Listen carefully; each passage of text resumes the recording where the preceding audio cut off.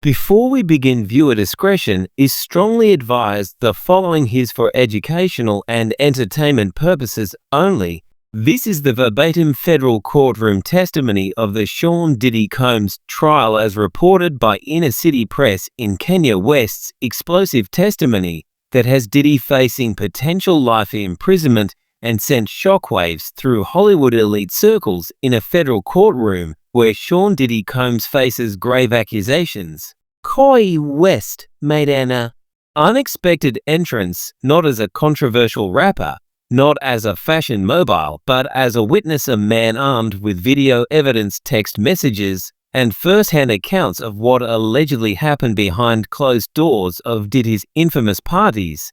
And then a bombshell name surfaced. Cognac claims operated in plain sight for decades. As Kanye spoke, Diddy's expression transformed from confident to ashen, what pushed the outspoken artist to finally break his silence about the man who once mentored him. And what dark secrets about Hollywood elite parties is he prepared to expose in open court? This isn't just a trial, it's a collision between one man determined to speak what he claims is truth, and those who believe their power and influence could by silence forever. The full story, raw and unfiltered, and subscribe. This is just the beginning of what could be the most revealing, shocking trials in entertainment. History is unfolding before our eyes. Moments ago, his face was stoic, eyes fixed straight ahead as he pushed through the sea of reporters. Inside the courtroom, the atmosphere was electric as Kanye West, the man once known as Diddy's protege, took the witness stand. The room fell silent, all eyes focused on the witness box, until Cognac began speaking. Gasps echoed, even the judge froze. No announcement, no pre-written statement, just a West sitting tall, his voice steady, but heavy with the weight of his words. Until that moment, Kanye had maintained a calculated distance from the trial, but something had changed. Maybe it was the testimony of previous victims, maybe it was the mounting evidence against Diddy. Maybe it was his own conscience after years of silence. Whatever it was, of West was done watching from the sidelines. Wasn't there as a celebrity, he was there as a former insider who had witnessed too much and said too little for too long, and when he began to speak, the courtroom wasn't prepared for what they would hear, because what Kanye revealed about Diddy's parties, the recording sessions that allegedly turned into something much darker, and the powerful network that reportedly enabled it all, wasn't just explosive, it was a warning. A warning that the entertainment industry's darkest secrets were finally coming to light.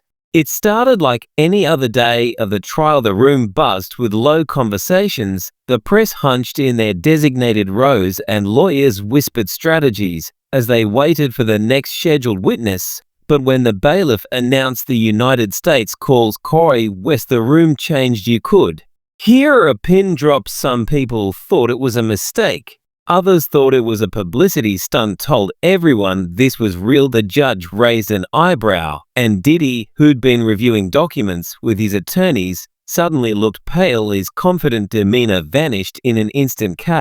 And why he moved to the witness stand without fanfare, no eye contact with anyone.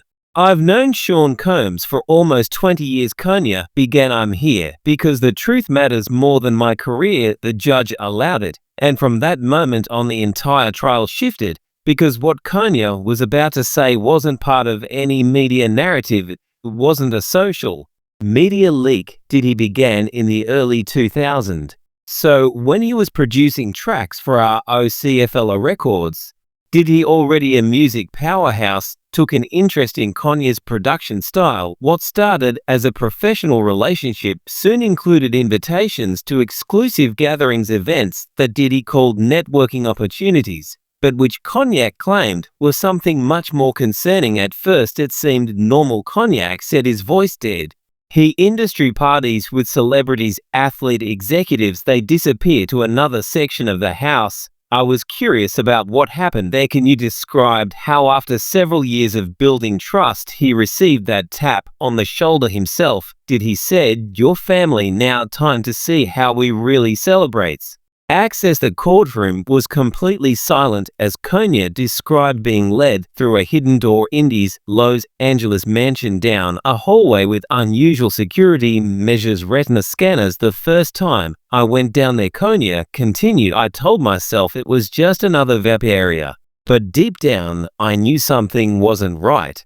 And who made it happen? He turned slightly toward Diddy. It came through a text message. The way they framed it, it was supposed to be a post-Grammy celebration, just the inner circle. The message read, "We're celebrating your nominations." I'd been to things like that before, so I didn't question it. But the moment Kanye arrived at Diddy's Holmby Hills estate, he knew something was off. The security was extreme metal detectors, guards searching everyone, confidentiality agreements being signed at the door.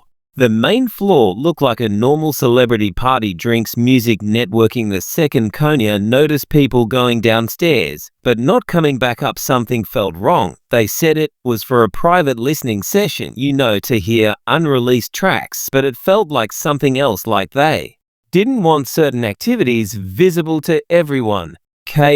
And why? He was curious. His status in the industry granted him access that others might not have had. Come see what real power looks like, Diddy said with a smile. That smile, it wasn't warmth, it was ownership. The basement had been converted into multiple rooms.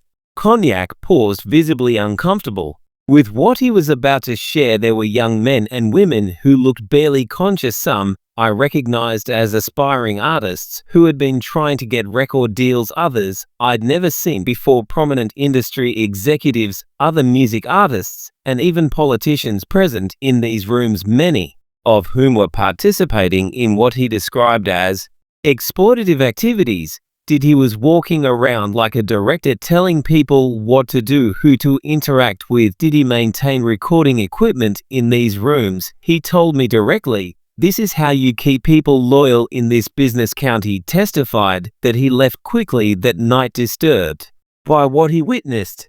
The next morning, he received a text from Diddy, "Now your family keep secrets, family stays loyal. I had been brought into something I wanted no part of, but now I was connected to it just by being there, just by seeing it." Kanye said he followed Diddy into another section of the basement, thinking they were going to discuss a potential collaboration with initials of famous people, and Diddy, he was watching everything like it was the most normal thing in the world. "Can you pause?" Swallowing hard, "I did know how to leave, and that was the point. Once you're in Kenya," continued, his voice steady. "But hello." A few days after the party, I got a call, blocked a number of. All the voice said was, "We've got you on camera." To the remember that then they hung up. He thought it was just a bluff until a RSB drive arrived at his studio. It was unmarked. Inside was a video file. I almost didn't look, but I did. It was footage of me at the party. I don't remember anyone filming me directly, but there I was walking through those rooms looking shocked at what was happening. There was a voice behind the camera, voice saying, "Now we own Kanye." To Cognac testified that the fear he felt in that moment was unlike anything he'd ever experienced. "I realized I wasn't invited to that party. I was initiated." The prosecution showed the court a series of text messages between Cognac and Diddy over the following years. Messages where Diddy asked Kanye to bring certain aspiring artists to events. Messages where Diddy reminded Cognac of their family bond, and messages worth threats were thinly veiled beneath friendly language. "After that first party, I made excuses not to attend others." He explained he'd call about legitimate business, a collaboration or investment opportunity, but those meetings would often end up back at his house, back where those parties were happening. He described how he tried to distance himself while still maintaining a cordial professional relationship. "It's not as simple as just walking away. This is a man with connections throughout the industry." The courtroom was silent as Kanye, "You described the sophisticated system of blackmail and coercion that he claimed Diddy had established. It wasn't just the video. As he collected information, drug use, affairs, financial problems, anything that could be used as leverage and he had people everywhere at record labels, radio stations, streaming platforms, award shows. If you crossed, suddenly your album would be delayed, your songs wouldn't get airplay, your name would be left off guest lists. This wasn't just about parties, he emphasized. This was about power and control. The parties where he gathered his ammunition, Kanye said. That's when the manipulation began. I'd get invites to more private listening sessions. I declined, and suddenly my album release was delayed. People I worked with for years stopped calling. Rumors started online that I was difficult to work with, that I was unstable, that I was sabotaging my own career. I knew what it was pressure. Diddy didn't need to say it, he just made it clear. That silence was the cost of peace. So for years County said nothing. He smiled through interviews, brushed off rumors, focused on his music and fashion. But every time I saw a new story about someone else speaking out, like Cassie Ventura, I thought, if they're speaking, why am I still quiet? He looked around the courtroom. Diddy didn't just ruin people's careers, he made them. Fear, telling the truth, and that you said, was what finally brought me to court. Conway paused, glanced at the jury, and leaned closer to the microphone. It wasn't just the videos that was the leash, he said. From that moment on, everything he did felt like it had strings attached to it.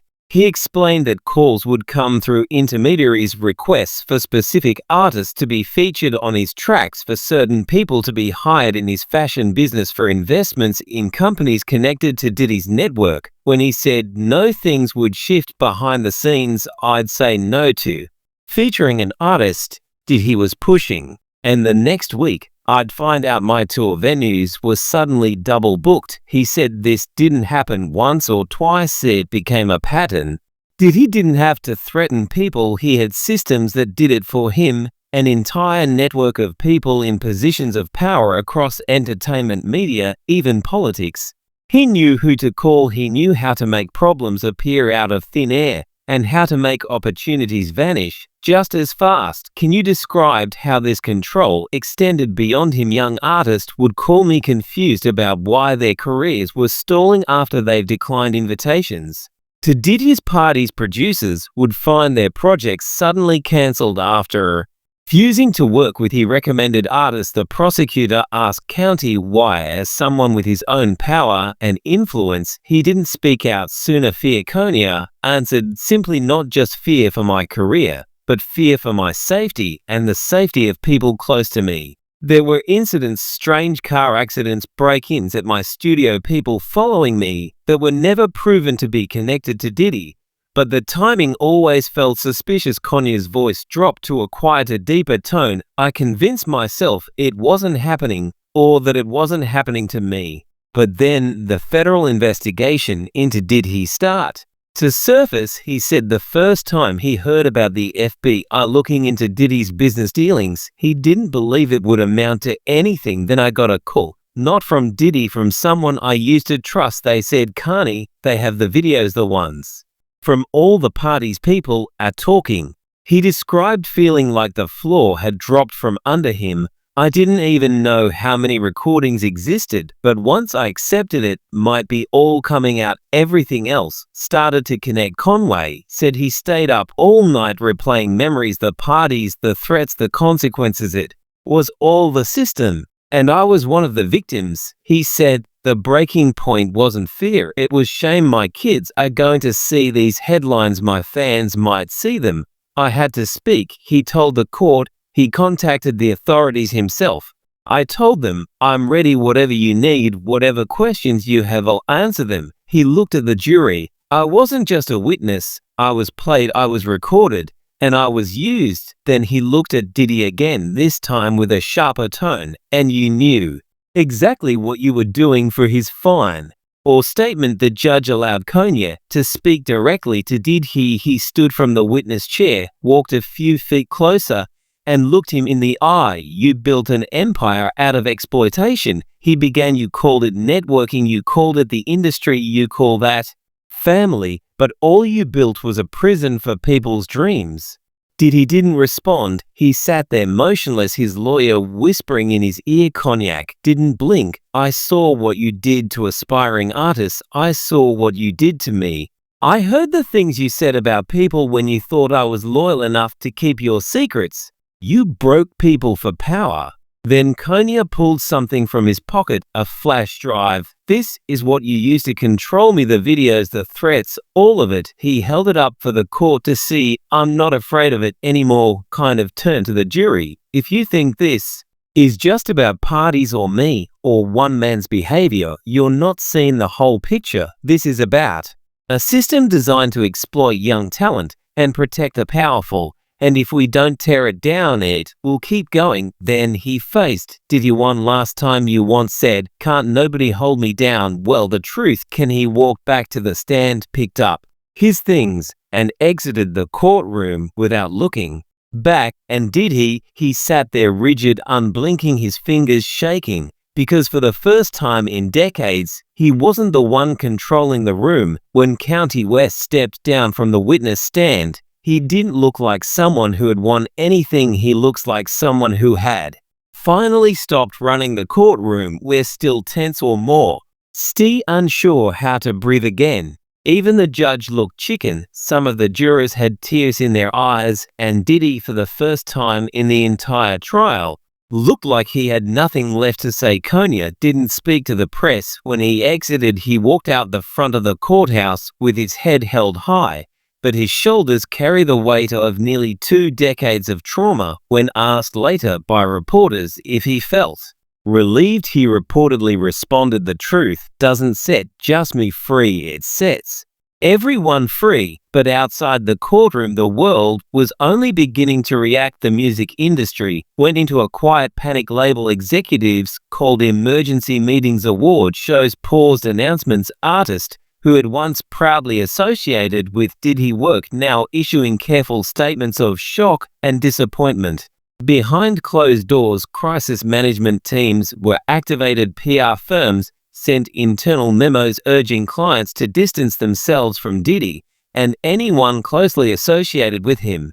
And while many tried to pretend they were shocked, the internet was already doing what it does best, digging up old photos, videos, and quotes, showing the extensive network of celebrities who had been in Diddy's inner circle for years. Old interviews where artists nervously laughed off questions about Diddy's parties were being re-examined. Cryptic tweets from years ago suddenly appeared prophetic, and most painfully furious that someone like Kanye had to carry this burden alone. Furious that for years rumors were dismissed as gossip, and furious that an entire industry had stayed quiet for so long.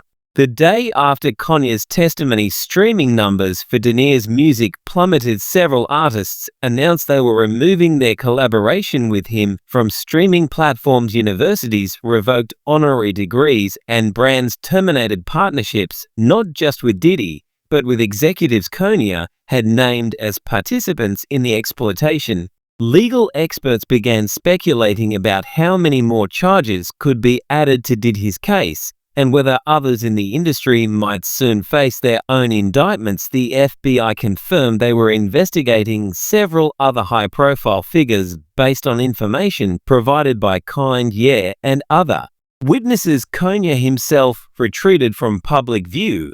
In the days following his testimony, his only communication was a simple statement released through his attorney: "There is more to be revealed. This was only the beginning." As for Diddy, his defense team appeared rattled. They requested a recess to reassess their strategy, a move legal analysts interpreted as a desperate attempt to negotiate a plea deal before more industry insiders came forward. The era of silence was over, and for the first time it seemed possible that even the most powerful figures and entertainment would be held accountable.